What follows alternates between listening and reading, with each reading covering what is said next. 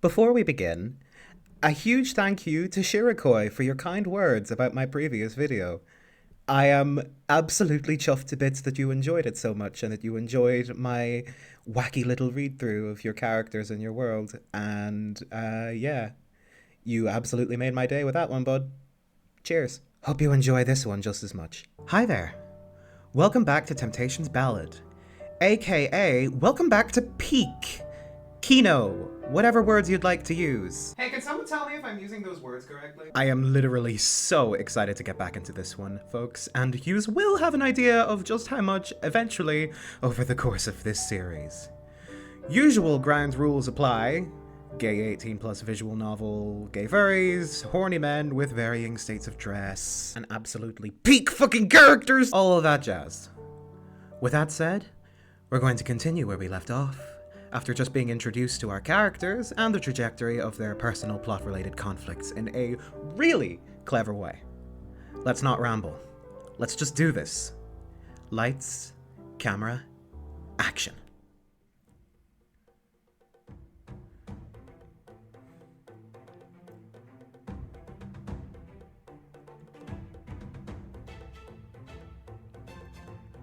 Marauders District, Adventurers Guild.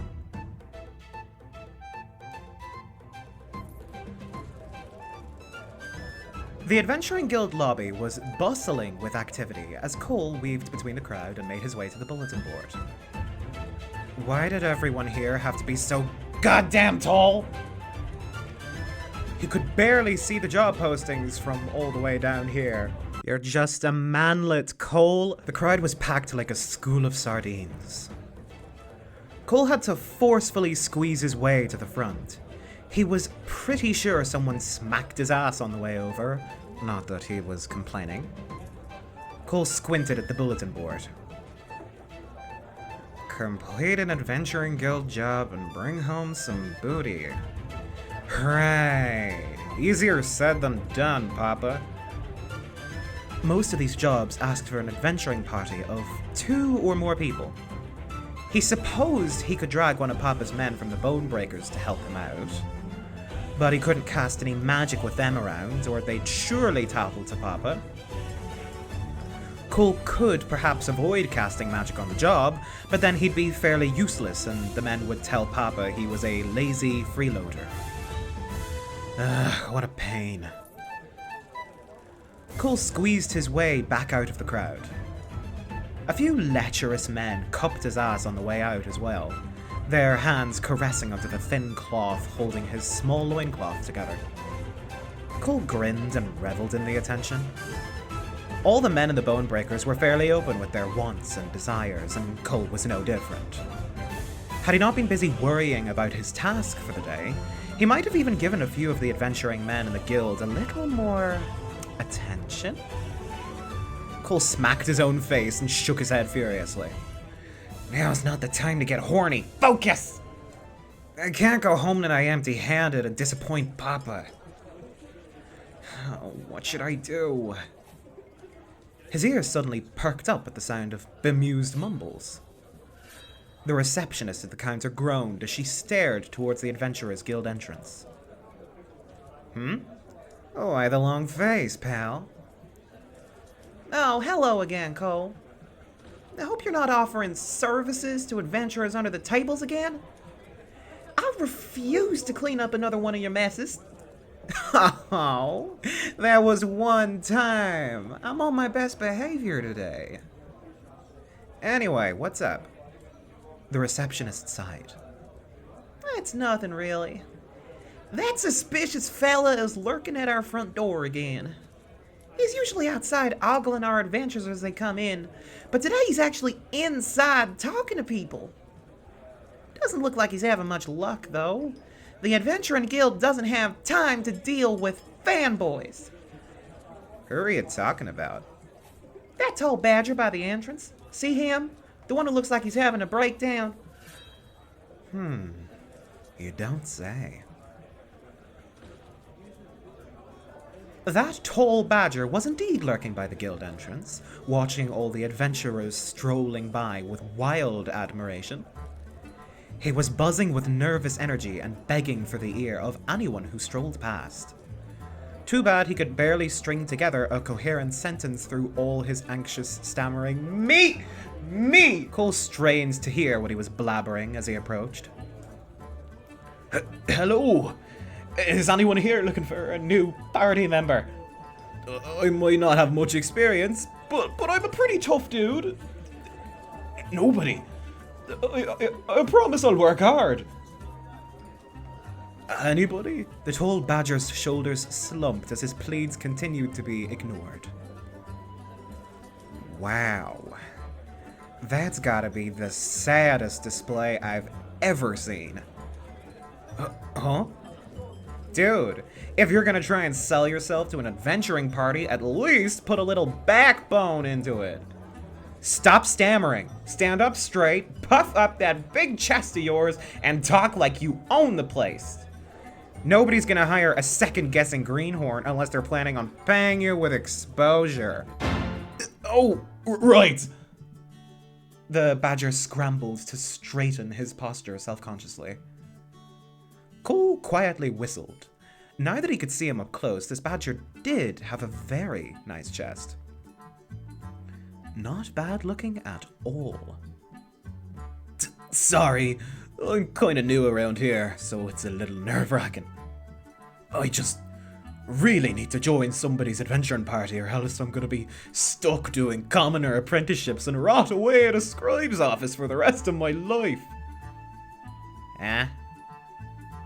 Cole squinted and scratched his chin thoughtfully. What's your name, kid? Kid? The name's Sid Shrikewood. Nice to meet you. The guy looked like a real simpleton. A little desperate, with more enthusiasm than sense, not to mention very inexperienced. And probably very easy to push around. Cole thought to himself with a sneer. A small plan started forming in his head. Well, kid, my name's Cole Bonebreaker. The badger's jaws dropped. Bonebreaker? As in Marrow Bonebreaker? The strongest mercenary captain in all of Axia. Yep, that's my papa.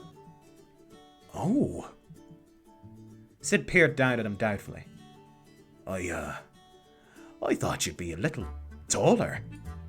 Excuse you? It's not very smart to be rude to someone who's about to offer you a deal. Huh? What sort of deal? Cole crossed his arms with a grin. You wanted to join an adventuring party, huh? Why don't you form one with me? Wait, really? An inexperienced greenhorn like you will be pretty useless on the market. I can refer you to my papa's mercenary company. We'll set you up with some combat training and equipment. You probably don't even have a weapon right now, do you? Sid was practically vibrating with excitement. You'd really do that for me? Working for Marrow Bonebreaker of all people. This is like a dream come true! Cole pressed a finger to his lip to shush him. He leaned close to the badger, his face twisting into a sly smirk. And in return for my great generosity, you're gonna work directly for me. All your work, payment, and jobs are to go through me before going to anyone else in the Adventuring Guild or Bonebreaker Mercenary Company. Understood? The badger nodded furiously with a grin, obviously too excited to even think through the details. This was going to be easier than he thought. Whatever you say, you're the boss. I'm happy to do any kind of adventuring work you've got. Anything you need to get done, Sid Shrikewood's got your back, boss. Cole chuckled. Good. Good. Cole leaned forward and beckoned Sid to come closer with a waggle of his finger. He pulled the tall badger down to his face level, the two of them so close that their noses almost touched. Sid gulped nervously. Yeah? What's up, boss? Listen here, said Shrikewood. While you're working with me, there's gonna be a few hard rules in place. The first of which is this. I can cast magic. If you ever mention a word of this to my papa, or anyone in the Bonebreaker Mercenary Company, I will snuff out any chance you have of being a half-decent adventurer like the world's most pathetic candle.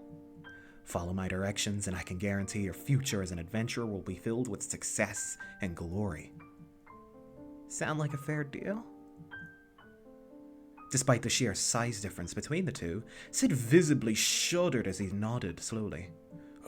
Of course. Sound simple enough. You're the boss. Glad we're in agreement. Cole was practically grinning ear to ear as he led the nervous badger towards the Adventurer Guild's reception desk. This might actually work out better than I thought, Cole mused cheerfully. The next hour of Sid's morning was spent in a dizzying blur.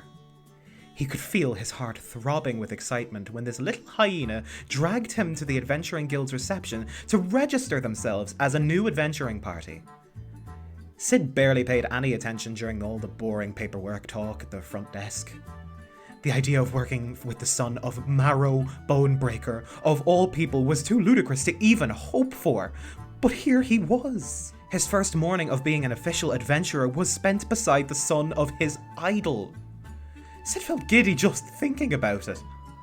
The kid was a lot scrawnier than he imagined, though. Nothing about him really screamed, son of the greatest and most heroic mercenary of all time. Mom always said to never judge people by their appearances, though. Who knows? Maybe this little guy was a hero in the making. Come on, kid. You ready for your first adventuring job? Of course. What do you have in mind? Are we gonna go catch some bandits, protect an heir from the nobility, slay some demons? Sid's excitement immediately deflated. Why am I spending hours loading crates onto a wagon? This isn't what I signed up for. More importantly, why aren't you helping? Light snores rumbled from inside the wagon as his new boss yawned and stretched. Cole Bonebreaker was lazily sprawled across a seat like a basking cat, cheerfully plucking his loot, while Sid heaved another heavy load of cargo into the wagon. Hey, who's the boss of our little adventuring party again? You're the one who agreed to these terms. My twig arms wouldn't be very helpful here anyway. I know. I just figured we'd be out in the city doing cool adventuring stuff instead of mundane labor. Sid remembered the crushing disappointment when Cole pulled the most boring-looking job from the Adventuring Guild bulletin board. Delivery help needed. Transport cargo from Craftsman Square to shop in Town Square. Wagon will be provided. And so the next hour was spent loading crates of arcane crystals to transport to Soul's Arcane Curiosities in the town square. Cole sat up and stretched leisurely with a yawn. Well, first of all, what did you expect? This is a job, and like all jobs, it's gonna be boring as hell sometimes. This ain't a fairy tale. Cole glanced at him skeptically. Plus, I ain't bringing an untrained greenhorn on a dangerous mission right off the bat. Today, we're gonna take things nice and easy. Bring home a little coin and avoid being a disappointment, capiche? Sid's shoulders slumped with a pout. I just thought this was a good chance to get away from my commoner life. His new boss sighed almost pitifully. Hey, keep your chin up, kid. You're still doing a real important job here. We're acting as guards for all this cargo in case someone tries to steal stuff. Crime's been on the rise ever since the king and queen croaked. And the city watch is useless as usual. Having a big buff guy like you at the helm does wonders for our safety. I can't do this without you. You're also pretty easy on the eyes. Sid couldn't help but perk up at the praise, though he wasn't sure what Cole mumbled under his breath. Really? You mean it? Sure, why not? Now hurry up and load the rest of that cargo. Will do, boss. In fact, I've just finished. The whole wagon shook as Sid hoisted the last wooden crate into the back. Cole squinted. The shopkeep gave us a wagon, but no horses. How are we supposed to haul all this junk to town square? Sid stared at him blankly. What are you talking about? This is a horseless carriage. It's powered by magic. Cole's face lit up and he immediately scampered to the front of the wagon like a child enticed by candy. Magic? Really? How does it work? Sid scratched his head as he hopped onto the wagon next to his boss. What a strange little guy. I really don't know. Pretty much everyone uses arcane crystals for this kind of thing these days. Even folks who don't have talent for magic like me can use them. Sid gently tapped a crystal embed into the wood of the wagon. Suddenly, the crystal hummed with a gentle glow. A sharp, almost citrus scent of magic filled their noses as the wheels of the wagon slowly moved on their own, carrying its passengers and cargo down the street. Cole watched him with utter fascination. Wait, you're telling me everyone uses these crystal doohickeys nowadays? I mean, yeah. Oxia is the kingdom's biggest exporter of arcane crystals, after all. The royal family got their riches from mining them at the base of Mount Zenithar. I'm surprised you've never used one before. Cole scowled and flopped onto his back as their wagon slowly rolled down the cobblestone street. Pop is a real old-fashioned magic hater. Nobody in the guild's allowed to do anything magic-y without Papa grilling their ass for an hour. And not in the fun way. Magic is such a widespread thing, though. Heck, even my mom knows a little and casts a few simple cantrips to help clean the kitchens. You can do magic too, right? Are you gonna get in trouble if Maro finds out? Cole groaned and buried his face in his hands. In all honesty, probably not. Papa's gonna get that disappointed look on his face, but pretend that everything's great and I'm perfect the way I am, blah, blah, blah. But he'd still be disappointed on the inside. The same way he's disappointed his son grew up to be a weak and spineless pipsqueak despite the fact that he's given me everything a father could possibly give. That's even worse than him hating me. At least I can call him an asshole if he's angry. Oh, but I hear Maro Bonebreaker's such a big, loving guy. I'm sure if you had a chat with him, he'd understand. The short hyena scowled at him. Hey, you're supposed to be working for me, not be my life coach. Keep your eyes on the road. Alrighty, yeesh. As their wagon approached a corner, Sid rubbed his palm against the crystal embedded in the wood. The wagon slowly turned right with the motion of his hand. Cole immediately leaned over his lap to get a better look. Whoa, wait a sec. Let me try driving. Do you just, rub the crystal thingy and the cart moves with it? Sid suddenly found himself with an overly excited hyena on his lap as Cole curiously prodded at the crystal on the wooden floor. Sid's face felt oddly warm. Was he catching something? He shook his head furiously to clear his thoughts.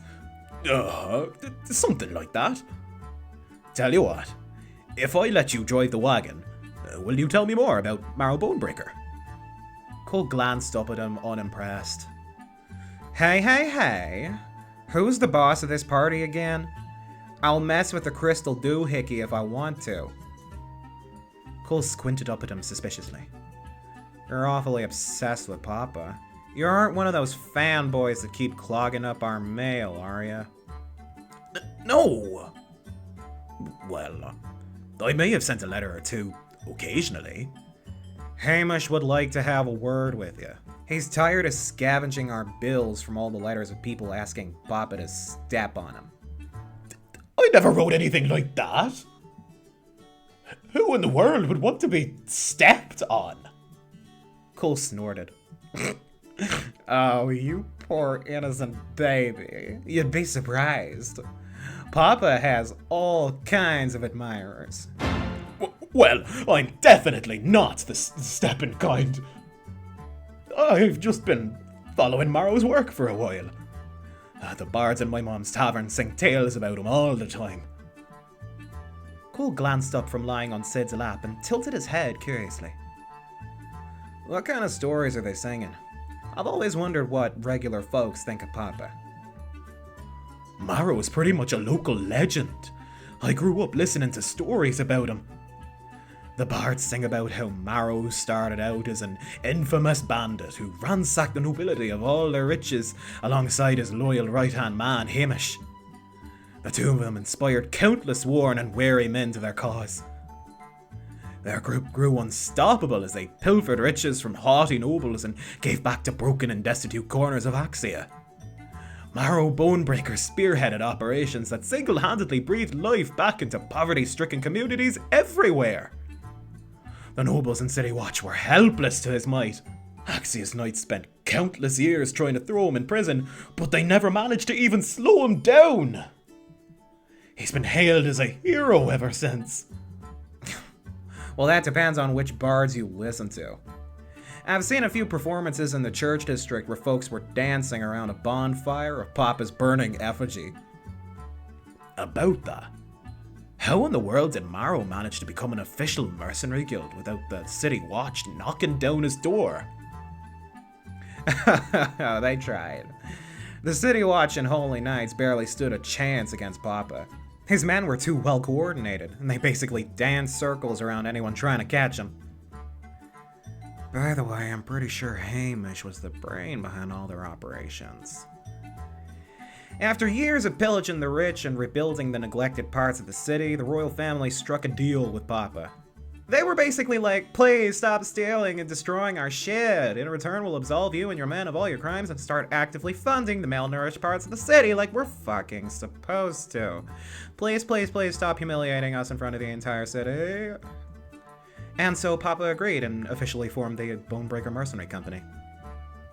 Speaking of, I got a question for you. What do the normal folk think about Papa's name? What? Marrow Bonebreaker? It's a rough and tumble name befitting a great mercenary. Cole snorted comically. It's dumb. And this is coming from his son. I have a running theory that Papa renamed himself at some point thinking it was cool. Well, that is one of the many rumors the bards have been singing about. Oh? What other rumors are there? Well, one story has it that Marrow was a savage child raised in the woods by feral animals. Another conflicting account says he was a nobleman's child who ran away and became a bandit in rebellion. Bards do love spinning their tall tales. A giddy grin hung across Sid's face as he daydreamed about his idol. What a legend. Oh, one day I hope to perform great heroic feats just like him. Cole laughed and rolled his eyes in exasperation. Oh, you really are a fanboy. So what? I just really admire his work. By the way, it's my turn to ask some questions. What's it like growing up as the son of Marrow Bonebreaker? It must be a lot more exciting than us commoners. Do you get to do cool missions all the time? Are you constantly going out on adventures and saving people? It's cramped. Huh? Sid was startled as Cole suddenly rolled off his lap and crossed his arms with a frown. Papa and Hamish are the only ones in the guild with their own bedroom. All I've got is a little hammock in the living quarters with the rest of the mercs. The boys ain't exactly quiet. Not a shred of privacy whatsoever. Oh, at least you're never lonely. You're an only child, aren't you? Hey, you're an only child too. I grew up with 30 other mercenary men in the Bonebreaker Guild. That's basically a whole set of annoying siblings. Cole glared at the ceiling of the wagon with a deep frown. Everyone's got their eyes on me, expecting me to fill Marrow Bonebreaker's shoes. But I'm a tiny guy. Papa's got huge feet, and he doesn't even wear shoes. I want to make Papa proud, but I'm not exactly the spitting image of a hero, am I? Cole's sigh echoed through the interior of the wagon. Sid glanced at the small hyena quietly. His brow was furrowed with deep frustration. It was simple to see these thoughts plagued him frequently. Sympathy welled in Sid's chest. A light silence hung in the air for several long moments, broken only by the rhythmic grind of wooden wheels rolling across the cobblestone road. Sid reached over and gingerly patted Cole on the head. "What are you doing?" Cole shot him a glare as though debating whether to bite his fingers off or let him continue. I just thought that stressed out look doesn't fit you, boss. You may not be very heroic now, but it's never too late to grow. And hey, you've got me now. If you ever need a big guy to swing an axe for you, I've got your back. We'll both become something we can be proud of." The small hyenas stared up at him as Sid continued to ruffle his hair. A small smile slowly twitched across his face. It felt strangely genuine. "Oh great, an optimist. I guess I'll be counting on you from now on. Don't let me down, big guy." Sid's chest felt warm as he nodded earnestly. "Of course. You can count on me, boss."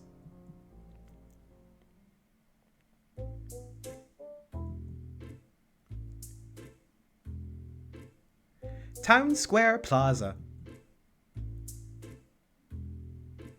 Artemi groaned and buried her face in her hands. Where in the world was the royal palace entrance? She had spent the last few hours stumbling about the city like a directionless duckling, wandering through countless unrecognizable plazas and streets. The massive royal palace castle was visible in the skyline, but even larger walls surrounded it with nary an entrance or gate in sight.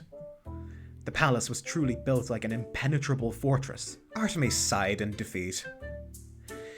"Oh, perhaps I should have taken Knight Commander's advice and familiarized myself with the town first." He did mention that a shop in the market district was selling more of those cinnamon chocolate chip cookies. It was quite tempting to forget her task and simply explore the city for a while. Axia was bustling and full of life. Artemi had never seen so many people in her life. There were shopkeepers hastily organizing their wares, carefree shoppers strolling down the streets, and children laughing and chasing chickens across the grass. The city was much bigger than she had imagined. Artemi had never felt so small. She shook her head furiously and stomped down yet another street. "I must stay focused on my task! I mustn't fail the Knight Commander's trust! Perhaps I should ask for directions?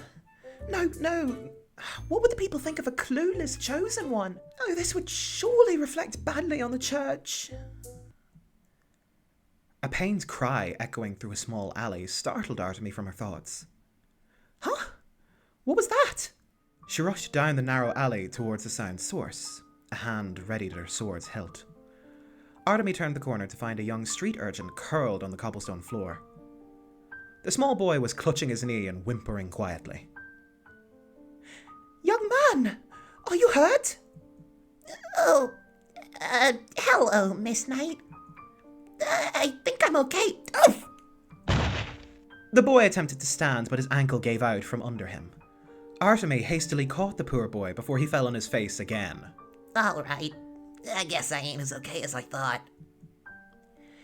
"Little one, what happened to you?" "Oh, it ain't nothing to be worried about. I was just digging through the trash here as usual, but I jumped out of the rubbish bin at a funny angle. The name's Emil, by the way. Nice to meet you, ma'am." What a polite child. Do your parents know where you are, little one? You're in no state to walk. I'm happy to carry you home if you'd like. The young boy's face lit up. "That will be grand! Much appreciated, miss. My folks live just a few blocks away. You're a lifesaver, Miss Knight." Artemi's face flushed and she scratched her cheek bashfully. She was not used to such appreciation. Oh, think nothing of it. I'm simply performing my duties as a knight. Artemi grinned as she tucked her leather box under her arm and allowed the young boy to climb onto her back. Her delivery efforts today may have been unfruitful so far, but at least she was able to help someone in need. The young cat hung comfortably on her back as they made their way out of the narrow alley. All right, little one. If you would point us to the direction of your home. Huh? A small paw suddenly flung a fistful of sand into her face as she stumbled backwards. She yelped as another hand roughly pressed more sand into her eyes, grinding it painfully into her skin. What in the world are you doing? What a sucker! I can't believe you fell for the oldest trick in the book. You knights really are just a bunch of simpletons. Now, what goods are you carrying, missy? While desperately trying to brush sand out of her eyes, Artemi felt the leather box slip from her grip. By the time she regained her vision, the young boy was making a mad dash down the street. For a moment, Artemi sat on the cobblestone floor, utterly stupefied. What? How despicable! Stop! Thief!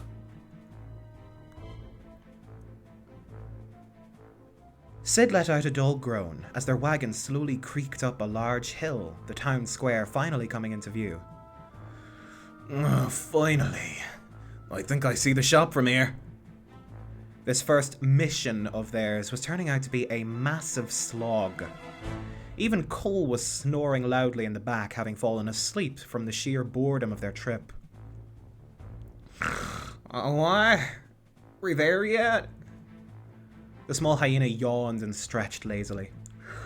Oh, good. Easy pay for easy work, just what I was looking for. Sid sighed in disappointment and mumbled quietly to himself. Yeah, easy.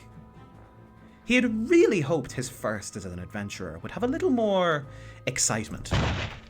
The wagon suddenly shook and teetered precariously at the top of the hill as a small urchin boy crashed through the interior.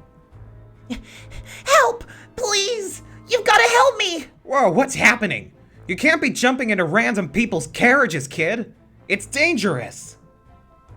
The small urchin boy was shaking with fear as he cowered into a corner of the wagon in between crates of crystals. I'm so scared! This crazy lady was chasing me down the street! She had a big sword and shield and was charging at me like she was gonna kill me! You've got to help me, please! Sid instantly leapt to his feet. Don't worry, kid. You're safe here with us adventurers. What kind of lady would threaten little children? Where is she, kid? I'll go give her a piece of my mind. A hand seized the hem of his tunic and dragged him back down to his seat. All right, time out. I know a first when I see one. What are you carrying in that leather box, kid? Is it yours? Yeah. It's an heirloom from my parents. What kind of work did your parents do? Huh? They were stonemasons? Cole squinted at him suspiciously.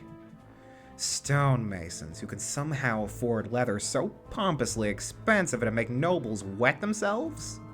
Right, I completely believe you. Hey, boss, lay off the kid, will ya? The poor thing's scared out of his mind. You can't trust people just because they're small and cute. Well, I joined you, didn't I? Cole spluttered indignantly. That's different. I was offering you a job. The wooden wagon shook once more as another figure barreled into the tightly cramped space. A short golden retriever knight panted heavily as she jabbed an accusatory finger at the cowering urchin. I finally caught you, thief! Return the stolen package immediately! The street urchin leapt into the back of the wagon behind several crates of crystals. Several crates were knocked over as the knight charged at him and tried to pin him down. The wooden wagon creaked and shook from the strain of the two ferociously wrestling each other whilst screaming and shouting. Ah! She's gonna kill me! You're not gonna leave a poor defenseless kid on his own, would you? Of course not! Yes, we are. Now get out and take this outside. This dinky little wagon can't hold this many people. Boss, this is just cruel. I didn't sign up for babysit.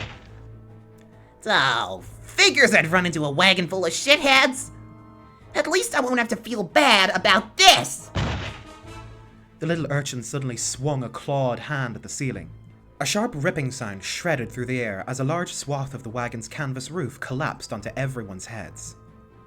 Emil laughed as he watched Cole, Sid, and the knight struggle to throw the tattered cloth off of themselves. Serves you right! And looky here! You got crates full of shiny gems in this old wagon. Don't mind if I help myself to a few?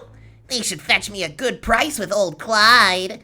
Cole shuffled out from under the collapsed roof to see the urchin shove fistfuls of gems into his tattered pockets. Hey! Keep your grubby hands off of our stuff!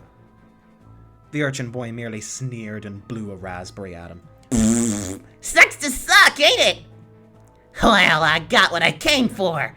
Time to get out of here. Good luck getting out of this mess! The urchin swiped forcefully at the crystal embed in the front of the wagon before leaping outside with a gleeful cackle. A harsh grinding noise filled the air as magic suddenly surged through the wagon's wooden wheels. Oh shit! The entire wagon suddenly shot forwards and barreled down the hill at a breakneck speed. Cole felt himself get thrown back and tumble painfully into the shaking floor. Cracks formed in the wood as the wagon bounced up and down the rough cobblestone road. A strong hand suddenly grabbed Cole by the waist and pulled him protectively into Sid's chest. We're gonna crash! Everyone hold on to something!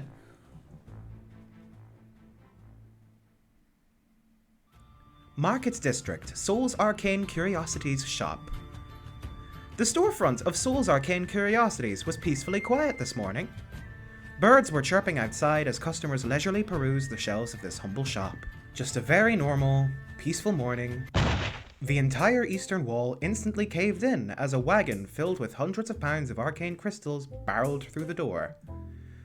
Books and potions flew off of the shelves and splintered wood scattered everywhere. The shopkeeper and all the customers screamed and scrambled out of the building in utter terror. There was a low groan from under the broken wood of the collapsed wagon. Sid threw a large slab of rubble off of himself where he shielded Cole with his own body. He glanced down at the small hyena with concern. Oh, we survived. Are you doing okay, boss? Cole scratched his head and stared at the destroyed storefront. Well, the job did ask us to deliver these crystals to the shop. I guess this counts as a mission complete? I don't think we're getting paid for this, boss. Well, fuck. There goes my plan for an easy workday. Papa's gonna be disappointed. Another pile of rubble fell apart as the young knight who had been in their wagon dug herself out. She was wheezing as she desperately scanned her surroundings. Boy! Where is he? That little shit ran off a while ago.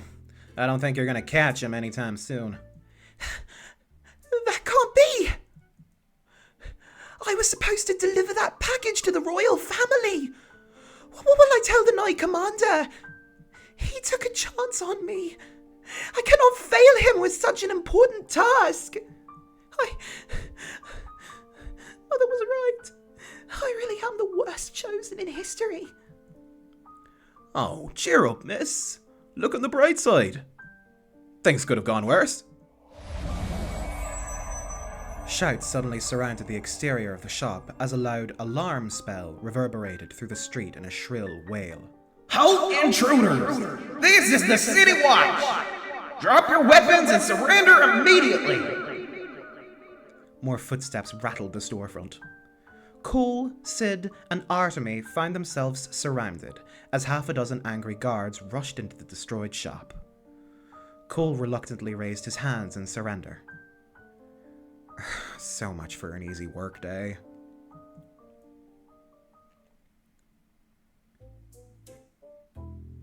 Shortly after being apprehended, the three of them were marched into a small, shabby-looking jail that appeared woefully understaffed. The City Watch tossed them into an empty cell without a second thought, their complaints falling on deaf ears. The air was cold and oppressively damp. Dim light poured through the narrow cell windows and barely illuminated the claustrophobic stone floor and walls. Cole groaned and rattled his cell doors in annoyance. Come on, Wes, we told you already. A little urchin brat broke our wagon and stole a bunch of shit. This is your chance to arrest the right guy for once and be a semi-competent sheriff. From the other side of the door, a tall figure swaggered up to Cole with a huff. I ain't falling for any more of your tricks, Bonebreaker. Especially when I finally caught you at last. Cole rolled his eyes with a huff. You've arrested me like 20 times already. 27 times! 27 fucking times! 4 counts of thievery, 5 counts of disorderly conduct, and 18 counts of public indecency. Just 18? Damn, you gotta put a little more effort into catching me in action. What? Shut your trap, kid! After today, I won't need to. You're finally getting locked up for good. Yeah, you said the same thing the last 27 times. Sid gingerly poked his head out from behind Cole. Hey, sir. Not to interrupt or anything, but we were telling the truth. This kid jumped into our wagon. You shut your trap, too! I don't trust any one of your associates, Quality Bonebreaker. Oh, you adventurers are the same. Eesh, what's this guy's deal? It's a long story. His dad used to have beef with my papa back in the day. And still do! For 20 long years, my father, the City Watch Sheriff before me, worked to bring Marrow Bonebreaker to justice. Alas, that accursed bandit escaped the law and stayed just beyond my father's reach. Why the royal family chose to pardon you damn Bonebreakers is beyond me. But now, I will do what my father could not. Father may have failed to imprison Marrow Bonebreaker, but I sure as hell am going to succeed in arresting you.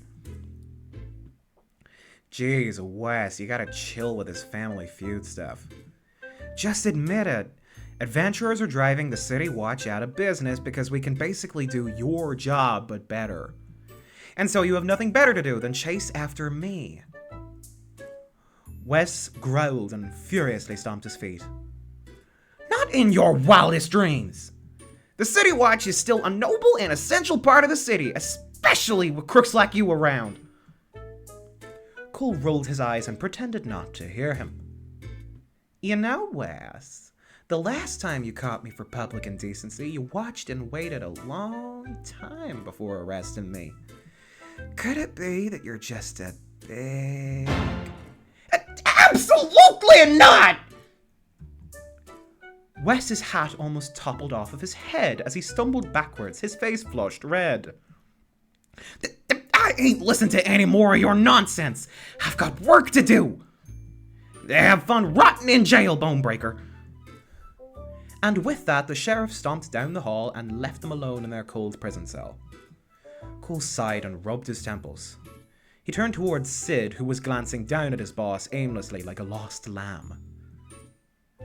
Well then, now that the knucklehead sheriff is out of the way, let's figure out what to do from here. This day certainly didn't go the way I imagined. Same here. I was hoping for some excitement, but I'd rather stay out of jail. Any chance they'd let us out? Don't worry. Wes is kinda an idiot. I'm sure there's a way to worm ourselves out of here. Cole plopped onto the cold stone floor and groaned. More importantly, we're probably not getting paid by the shopkeeper for wrecking his store. What am I supposed to tell Papa now? I promised him I'd finish a job and bring some loot home. That's what you're worried about?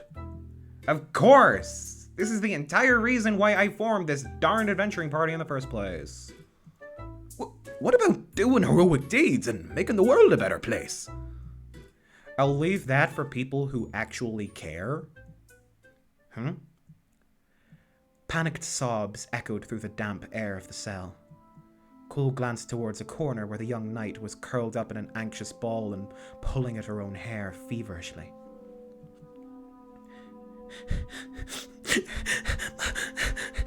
Mother will be furious. Getting arrested mere hours after stepping out of the cathedral. I truly am the worst. Her words were interrupted by painful, ragged gasps for air as she attempted to steady herself. The young knight's entire frame trembled as anxiety loomed over her. Hey, it's no big deal. People get arrested all the time. That's not very comforting, boss. Did she even hear me? Jeez, she's really out of it.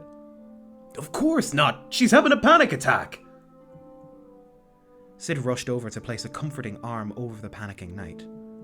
She barely even noticed him as she continued wheezing for breath. Hey, everything's going to be alright. Just focus on breathing. Nice and easy there. Telling someone to take deep breaths of dank jail air isn't exactly comforting either. Ah, she's crying even harder now. I can't deal with crying people. Cole took a step back and raised his arms.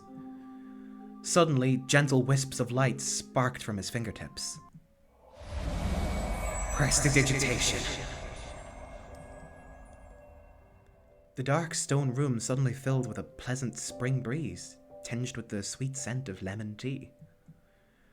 Fresh, cool air caressed their fur with a leisurely rhythm as the damp smell of the prison disappeared completely. Whoa! What kind of spell was that? That disgusting jail smell is all gone. Cole shrugged and tried not to appear overly proud. It's just a nifty spell for minor parlor tricks. Ignite or snuff out candles, create minor sensory illusions, clean or soil objects, blah blah blah. I usually use it to cheat during card games, but it's pretty useful for other stuff too.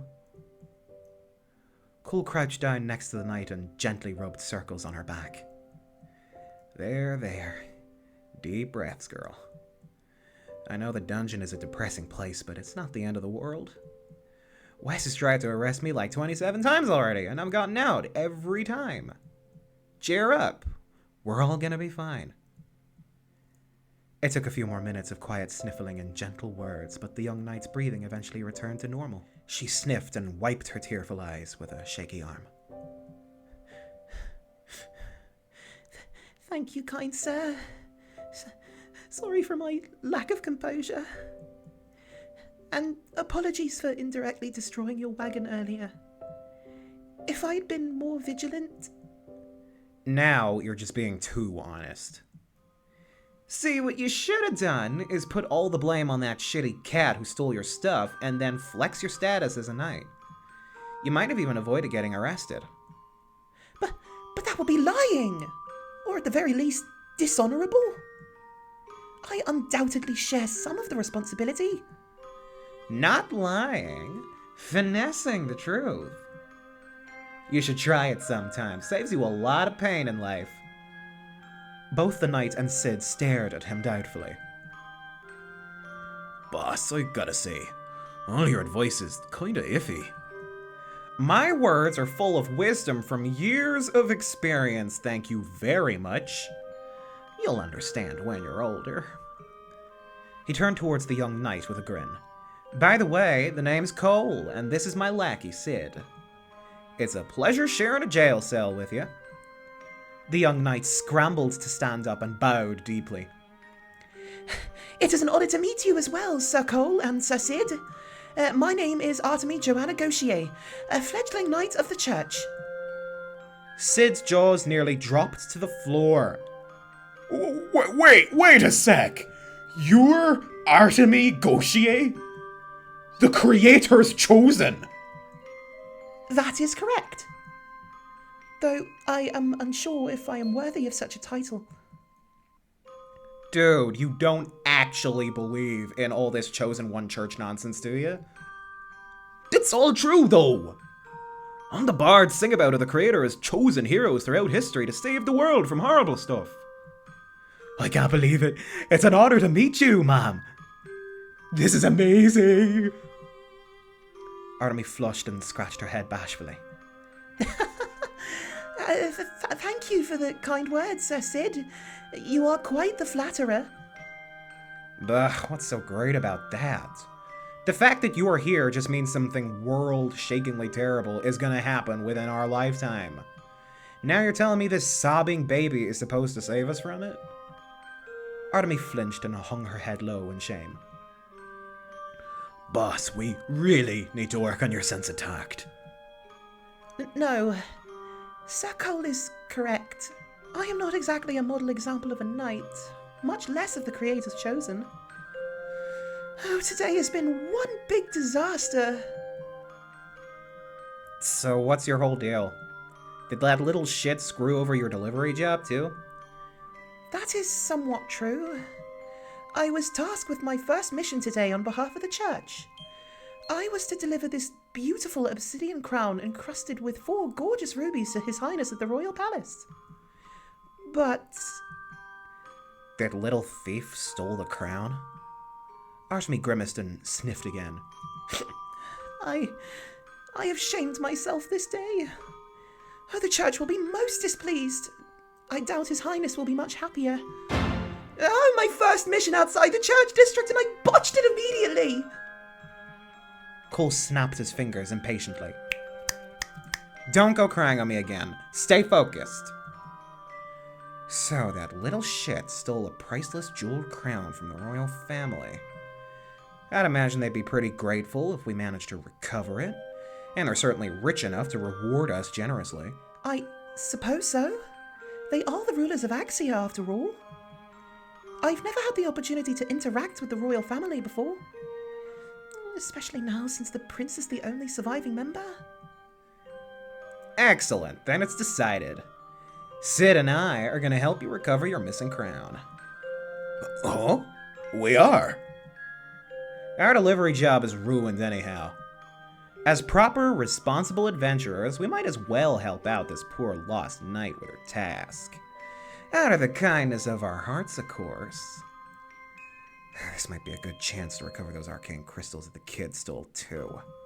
I gotta keep my little adventuring party from sullying Papa's reputation.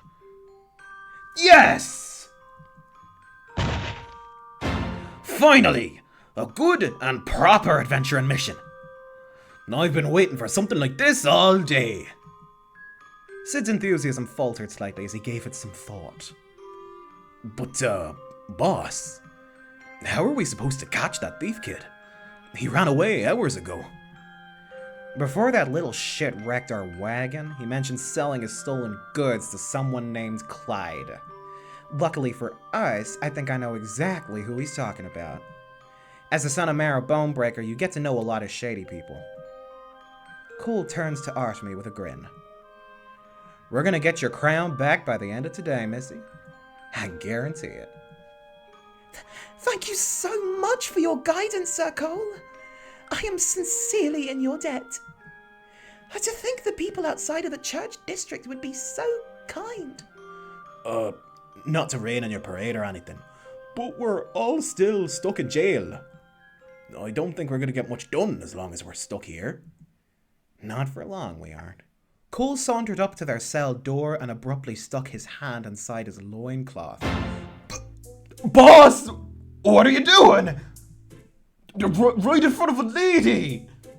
Sir Cole! This is highly inappropriate! Cole sent them both a withering glare as he rummaged through his loincloth and pulled out a small lockpick. Will y'all relax? Wes gave me a thorough pat-down before throwing us in here. I had to hide my goods somewhere. You stuffed a lockpick in your loincloth? I got pockets everywhere on this little thing. One advantage of wearing basically nothing is the fact that the City Watch can't pat me down without feeling real awkward. I'm pretty sure Wes had fun feeling me up, though.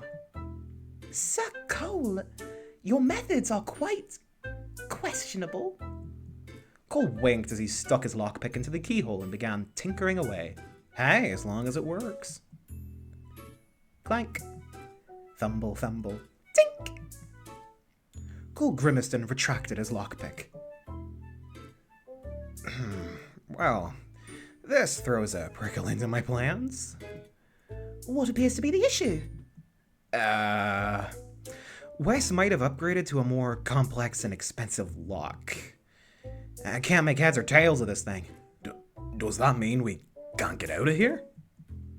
Cole sighed and stuffed his lockpick into a pocket of his waistband. Not necessarily. As I like to say, if you can't force your way out, people your way out. I got a little backup plan. Cole took a step back, peering around the cold cell walls thoughtfully. He turned towards his two companions with a grin. I'm gonna lure Wes into the cell. After he unlocks the door, I'll need Sid to knock him out. You want me to attack the sheriff? That's quite illegal! Listen, this is what being an adventurer is all about. We wreck and destroy stuff wherever we go and somehow leave the place better than it was. What do you think is worse? Assaulting one measly sheriff, or the fact that Wes inconveniences me whenever we meet? Assaulting the sheriff, Sir Cole! Sir said you can't possibly comply with this! Figure the church knight would be all goody two-shoes about this.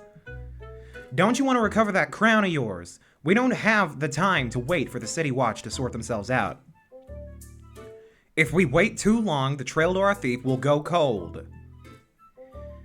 Well, when you put it that way. And Sid, do you want to impress Marrow when you meet him? Or tell him that you're acting like a big spineless sissy? Of course not. I'm a capable adventurer who knows what needs to be done. I just gotta hit the sheriff on the back of the head, right? I'll do it. Sir Sid, you mustn't be so easily swayed. Too late for takebacks. Let's set this plan in motion. Minor illusion. Cole snapped his fingers with a spark of magic. Fire immediately erupted from every corner of the jail cell, lighting the dark room with a brilliant orange glow. Towers of flame flickered lazily in the cold air along with sparks of bright ember. Sir Cole! Have you gone mad? Quick! Grab some water! Oh, relax, will you? None of this fire is real. It's all illusion magic.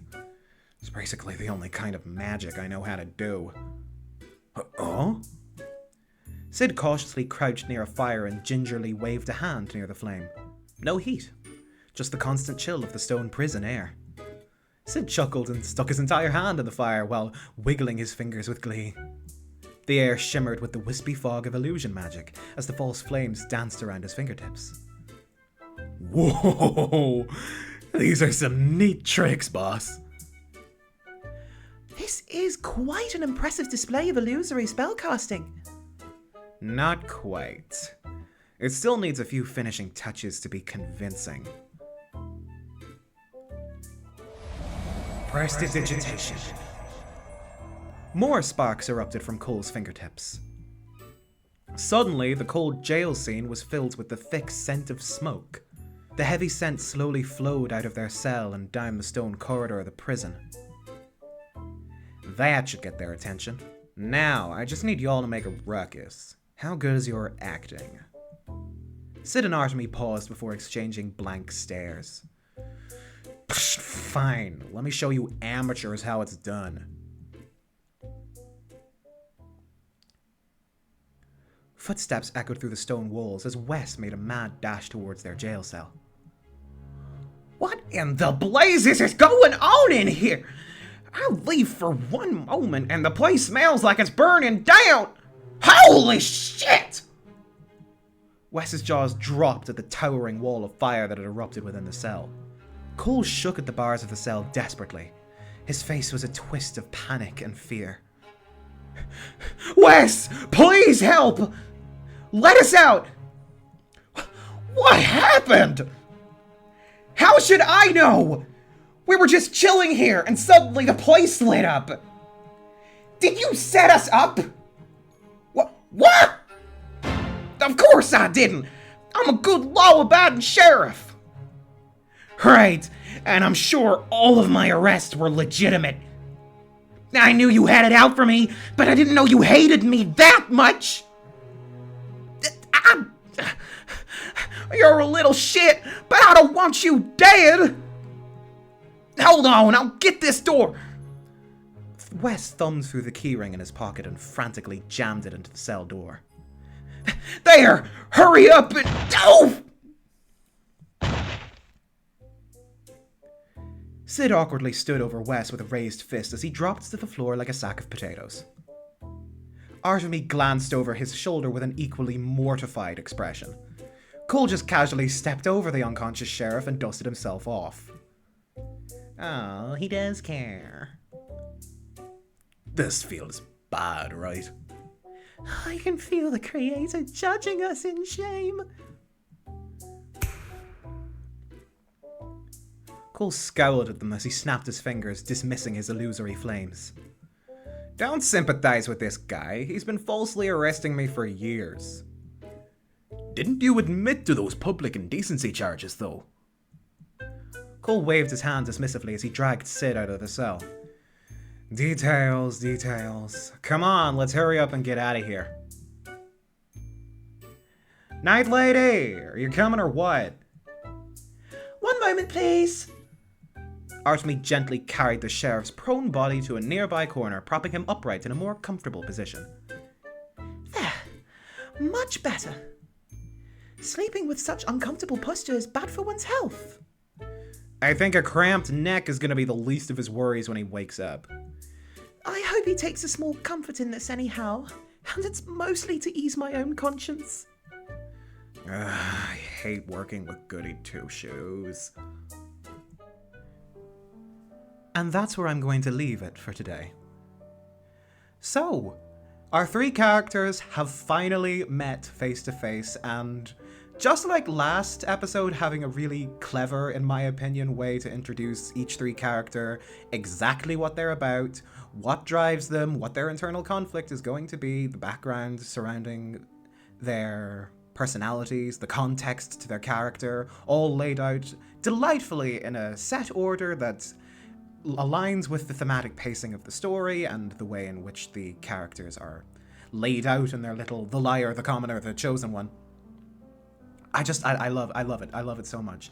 And in this episode, they come together and they just immediately weave together in such a fun way. Like, the character dynamics are already so concrete and you can understand them. Artemi just makes everything so fucking awesome. I love her especially. Cole is still my favorite, but I just love what Artemi does in this story. And I can't wait for you to see more of what she does, because she's especially interesting. And serves as a really... I nearly spoiled some shit. Wow. I'm not going to cut out this rambling this time. Shirokoi, if you want to listen to me ramble, here it is. If you're watching this. But no, I love what this story does with its characters, and they all just feel so real and alive. I feel like this story doesn't get as much spotlight as it should. I feel like Shirokoi's writing in general doesn't get as much of a spotlight as it should.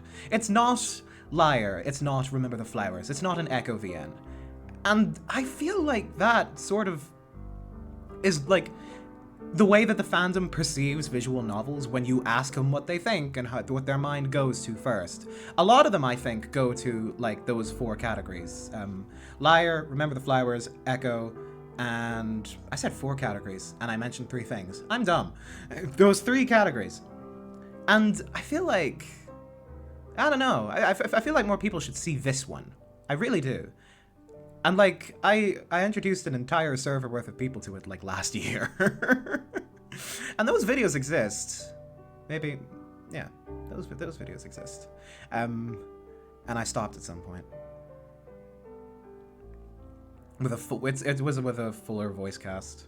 Probably better voice acting too, let's be fair. But yes, the three characters have met, and they've had their first trip to jail together, because what else would D&D characters do to start their stories with one another? It really does feel like a D&D campaign. It actually does feel, it plays, it sounds, it reads like a D&D campaign, and I really fucking love it, because I love D&D. I love this whole, like, genre. I love it so much. I'm rambling at this point. This is so embarrassing. This is so embarrassing. But I am going to leave this episode here. Thank you all so much for watching. As usual, I will be leaving links in the description to where you can support the project, where you can support the author, Shirokoi, and where you can support me in other places. Maybe you might consider subscribing to the channel, sharing the video, liking, whatever YouTubers tell you to do these days. I'm so out of the loop and I don't understand it. But I think that is more than enough rambling out of me for now. This has been Temptation's Ballad, as read by Pink Wisp. Thank you all for watching, and I'll see you in the next one. Take care.